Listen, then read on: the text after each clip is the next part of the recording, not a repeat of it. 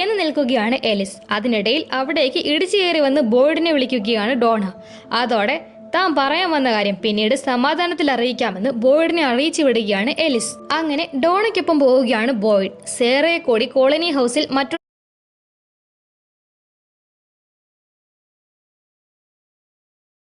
ൊപ്പം താമസിപ്പിക്കാൻ Boyd ഡോണയോട് ആവശ്യപ്പെട്ടിരുന്നു.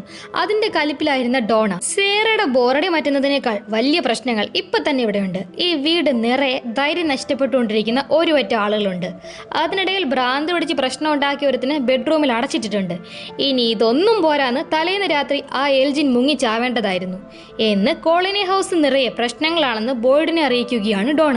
അങ്ങനെ എൽജിന്റെ വിവരം അറിഞ്ഞ് എൽജിന് അരികിലേക്ക് വരുന്ന ബോയ്ഡ് തലേന്ന് സംഭവിച്ചതിനെ പറ്റി എൽജിനോട് തിരക്കുകയാണ്.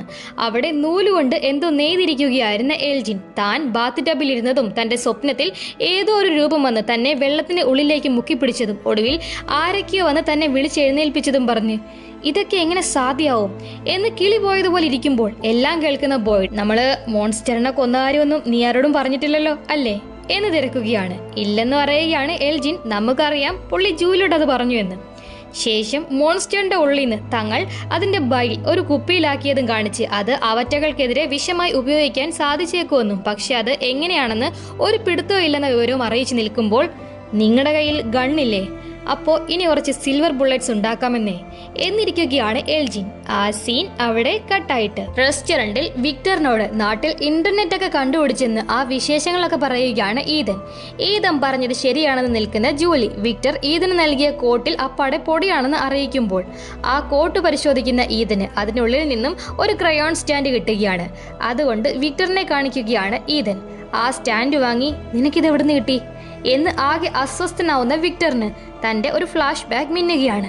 നീ ധൈര്യശാലിയാവണം എന്ന് കുട്ടി വിക്ടറിനോട് അവന്റെ അമ്മ ഉപദേശിക്കുന്ന ആ ഫ്ലാഷ് ബാക്ക് അവിടെ കട്ടാവുമ്പോൾ വിക്ടറിനെ തിരക്കി ജേഡ് അവിടെ എത്തിയിരുന്നു. തന്നോട് ആ വിയേർഡ് സിംബലിന്റെ കാര്യം വിക്ടർ പറഞ്ഞില്ല എന്ന കലിപ്പിൽ നിൽക്കുന്ന ജേഡിൽ നിന്ന് വിക്ടറിനെ സംരക്ഷിക്കാൻ നോക്കുകയാണ് ഈതനും ജൂലിയും. ഉടനെ തനിക്ക് അവിടുന്ന് പോകണമെന്ന് ആകെ വല്ലായ്മയിൽ അവിടുന്ന് നടക്കുകയാണ് വിക്ടർ. പക്ഷെ വിക്ടറിന് പിന്നാലെ പോകുന്ന ജേഡ് അയാളെ പിടിച്ചു നിർത്തി ടണലിനുള്ളിലെ ചുവരുകളിൽ ആ സിമ്പിളുള്ള കാര്യം താൻ എന്താണോ പറയാതെ മറച്ചത് എന്ന് തിരക്കി അക്രമാസക്തനാവുമ്പോൾ ജേഡിനെ തടയാൻ നോക്കുകയാണ് തബിത. എന്നാൽ അതൊന്നും ശ്രദ്ധിക്കാതെ നിനക്കെല്ലാം അറിയാം, നീ കണ്ടിട്ടുള്ളതും അറിഞ്ഞിട്ടുള്ളതുമായ എല്ലാം പറഞ്ഞിരുന്നെങ്കിൽ നമുക്ക് വീട്ടിൽ പോകാൻ എന്തെങ്കിലും ഒരു മാർഗം തെളിഞ്ഞേനെ. എന്താ നിനക്ക് വീട്ടിൽ പോകണ്ടേ എന്ന് വിക്ടറിനോട് വീണ്ടും ചൂടാവുകയാണ് ജേഡ്. അതോടെ ഇതാണ് എന്റെ വീട് എന്നവിടുന്ന് കൂളായി നടന്നു നീങ്ങുകയാണ് വിക്ടർ. അത് കണ്ട തബിത തനിക്കിത് എന്തിന്റെ കേടാ, 10 മിനിറ്റ് ഒന്ന് ശാന്തമായി നിൽക്കാൻ തനിക്ക് പറ്റില്ലടോ ഉള്ളേ എന്ന് ജേഡിനോട് ചൂടാവുമ്പോൾ ഓ നിങ്ങൾക്കിങ്ങനെ അലറാതെ സംസാരിക്കാനും പറ്റില്ലല്ലേ എന്ന് തബിതയോട് ഉടക്കുകയാണ് ജേഡ്. കൂടുതൽ തർക്കിക്കാൻ നിൽക്കാതെ അവിടുന്ന് വിക്ടറിന് പുറകെ പോവുകയാണ് തബിത. മറുവശത്ത് ചർച്ചിനുള്ളിൽ സേറയോട് ഒന്ന് സംസാരിക്കാൻ വന്നു നിൽക്കുകയാണ് ജേഡും റാണ്ടലും. സേറ സഹോദരൻ നേതിനൊപ്പം ബോസ്റ്റണിലേക്ക് പോകുന്നതിനിടയിലാണ് ഇവിടെ എത്തിയത് എന്ന് മനസ്സിലാക്കിയ റാണ്ടൽ അവർ ശരിക്കും എവിടെ നിന്നായിരുന്നു വരുന്നത് എന്ന് തിരക്കുകയാണ്. അതിന് ഒരു മടിയോടെ പെൻസിൽവാനിയയിൽ നിന്നാണ് എന്നറിയിക്കുന്ന സേറ നേതൻ അവിടെ എത്തി തന്നെ വീട്ടിലേക്ക് കൂട്ടിക്കൊണ്ടു പോവുകയായിരുന്നു എന്നറിയിക്കുമ്പോൾ അന്ന് നേതൻ കൊല്ലപ്പെട്ട ദിവസം എന്ന് തങ്ങൾ വന്ന വിഷയത്തിലേക്ക് വരികയാണ് ജിം. എന്നാൽ തനിക്ക് ആ ദിവസം ഓർക്കാനോ സംസാരിക്കാനോ എന്ന് മുഖം തിരിക്കുകയാണ് സേറ. അതോടെ സേറ എനിക്കറിയാം നിനക്ക് എന്റെ മോനെ വേദനിപ്പിക്കണമെന്നില്ലായിരുന്നെന്ന്, പക്ഷെ ഈ സ്ഥലം നിന്നെ കൊണ്ട് എന്താ ചെയ്യിപ്പിച്ചതെന്ന് കണ്ടില്ലേ എന്ന് സേറയെ അനുനയിപ്പിച്ച് നിൽക്കുകയാണ് ജിം. അതിനിടയിൽ കയറി ഡി വേണേ നിന്റെ ചേട്ടൻ ഇപ്പോഴും ജീവിച്ചിരിപ്പില്ലേ എന്ന് തിരക്കുകയാണ് റാണ്ടൽ. അത് കേട്ട് ഞെട്ടുകയാണ് സേറ. ഇവനെ നശിപ്പിച്ച് എന്ന ഭാവത്തിൽ നിൽക്കുകയാണ് ജിം. ആ സമയത്ത് അവിടേക്കും ഇടിച്ചു കയറി വരികയാണ് ഡോണ. സേറയുടെ ബോറടി മാറ്റാൻ കോളനി ഹൗസിൽ നിന്ന് തയ്ക്കാൻ തുണികളുമായി എത്തിയ ഡോണ അത് സേറയെ ഏൽപ്പിച്ച് ജിമ്മിനെയും റാണ്ടലിനെയും അവിടുന്ന് ഇറക്കി വിടാൻ നോക്കുകയാണ്. അതോടെ നിങ്ങൾ ആരാന്ന് നിങ്ങളുടെ വിചാരം? നിങ്ങളെന്താ വലിയ സംഭവമാണെന്നൊക്കെ സ്വയം തോന്നുന്നുണ്ടാവും അല്ലേ?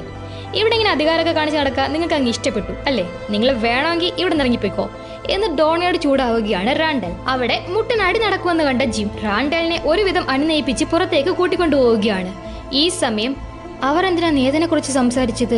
നേതൻ ജീവിച്ചിരിപ്പുണ്ടെന്ന് അവർ എന്താ ചിന്തിക്കാൻ കാരണം എന്ന് റാണ്ടൽ ചോദിച്ചത് വെച്ച് ഡോണയോട് സംശയം തിരക്കുകയാണ് സേറ. അതേസമയം എന്തൊരു പരിപാടിയാ താൻ കാണിച്ചത്?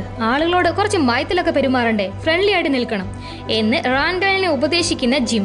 റാണ്ടൽ പറഞ്ഞതുപോലെ സേറയ്ക്ക് നേതന്റെ കാര്യങ്ങളെ കുറിച്ച് അറിവുള്ളതുപോലെ തനിക്ക് തോന്നുന്നില്ലെന്ന്, ഇവിടെയുള്ള എല്ലാവരെയും എല്ലാ കാര്യങ്ങളും തങ്ങൾക്ക് നിരീക്ഷിക്കാമെന്നും അറിയിച്ച് ഇരുട്ടിലിറങ്ങുന്ന ആ മോൺസ്റ്റേഴ്സ് എന്താ ചെയ്യുന്നതെന്ന് നമ്മൾ അവരെ നിരീക്ഷിക്കണം, പക്ഷെ അത് അവറ്റകൾ അറിയരുത് എന്നുകൂടി പറയുമ്പോൾ അതെങ്ങനെ ചെയ്യും എന്ന് തിരക്കുകയാണ് റാണ്ടൽ. കാരണം രാത്രിയായി കഴിഞ്ഞ കതകും ജനലും ഒക്കെ അടച്ച് പുറം ലോകത്തേക്ക് നോക്കാതെയാണല്ലോ ഇവിടെയുള്ളവർ ജീവിക്കുന്നത്.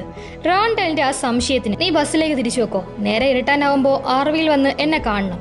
ഈ രാത്രി നമ്മൾ അതിനുള്ളിലായിരിക്കും. ചിലപ്പോൾ അവറ്റകൾക്ക് നമ്മളെ കാണിക്കേണ്ടാത്ത ചിലത് നമുക്കിന്ന് കാണാൻ സാധിച്ചേക്കും എന്ന് തന്റെ പുതിയ പ്ലാൻ മനസ്സിലിട്ട് റാണ്ടലിനെ പറഞ്ഞു വിടുകയാണ് ജിം. ശേഷം നേരെ റെസ്റ്റോറന്റിലേക്ക് വരുന്ന ജിം മക്കളെ കണ്ട് തബിതയെ തിരക്കുമ്പോൾ ജേഡ് അവിടെ വന്ന് വിക്ടറിനോട് ബഹളം ഉണ്ടാക്കിയതും അതുകൊണ്ട് തബിത വിക്ടറിനെ കാണാൻ കോളനി ഹൗസിലേക്ക് പോയതും അച്ഛനെ അറിയിക്കുകയാണ് ജൂലി.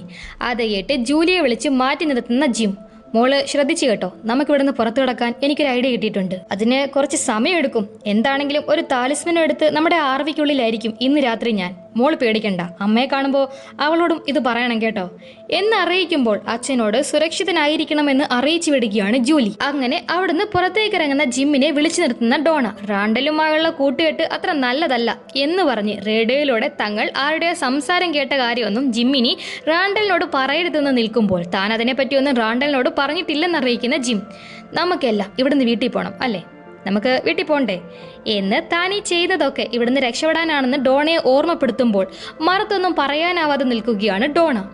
ഈ സമയം ബസ്സിന് മുകളിലിരുന്ന് ഡോണയും ജിമ്മിനെയും ആ പ്രദേശമൊക്കെ നിരീക്ഷിച്ചിരിക്കുകയാണ് റാണ്ടൽ. ആ സീൻ അവിടെ കട്ടായിട്ട് വിക്ടർ പുള്ളിയുടെ റൂമിലിരുന്നിട്ട് ആ കോട്ടിൽ നിന്ന് ലഭിച്ച ക്രയോൺ ഹോൾഡർ നോക്കിയിരിക്കുകയാണ്. അത് വിക്ടറിനെ വീണ്ടും തന്റെ ആ പഴയ ഓർമ്മകളിലേക്ക് കൊണ്ടെത്തിക്കുകയാണ്. അവിടെ ബങ്കറിനുള്ളിൽ, വിക്ടർ നീ ധൈര്യശാലിയാണ്, എല്ലാം ശരിയാവും മോനെ. മോൻ ചിത്രങ്ങൾ വരച്ചിരുന്നോ? എന്ത് സംഭവിച്ചാലും നേരം വെളുക്കുന്നത് വരെ പുറത്തേക്ക് വരരുത്. ഐ ലവ് യു എന്ന് പറഞ്ഞ് ആ ക്രയോൺ ഹോൾഡറും അവന് നൽകി എവിടേക്കോ മറയുകയാണ് വിക്ടറിന്റെ അമ്മ.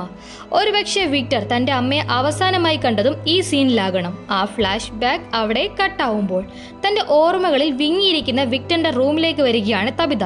വിക്ടർ ഈതന് കോട്ട് നൽകിയതിന് നന്ദി പറയുന്ന തബിത അവിടെ ഇരുന്ന ആ ക്രയോൺ ഹോൾഡർ എടുത്ത്, ഈതൻ പറഞ്ഞായിരുന്നു നിങ്ങളിത് കണ്ടിട്ട് ആകെ അപ്സെറ്റായി പോയെന്ന് എന്ന് നിൽക്കുമ്പോൾ ഒരുപാട് കാലമായി തനിക്ക് ആ ടോയ് നഷ്ടപ്പെട്ടെന്ന് കരുതിയിരിക്കുമായിരുന്നു എന്ന് നിൽക്കുകയാണ് വിക്ടർ. അതോടെ വിക്ടർ, നമ്മളന്ന് ടണലിനുള്ളിൽ കണ്ട ആ സിമ്പിൾ, അതിനെപ്പറ്റി നിങ്ങൾ എന്താ ജേഡിനോട് ഒന്നും പറയാഞ്ഞത് എന്ന് താൻ വന്ന കാര്യം തിരക്കുകയാണ് തബിത.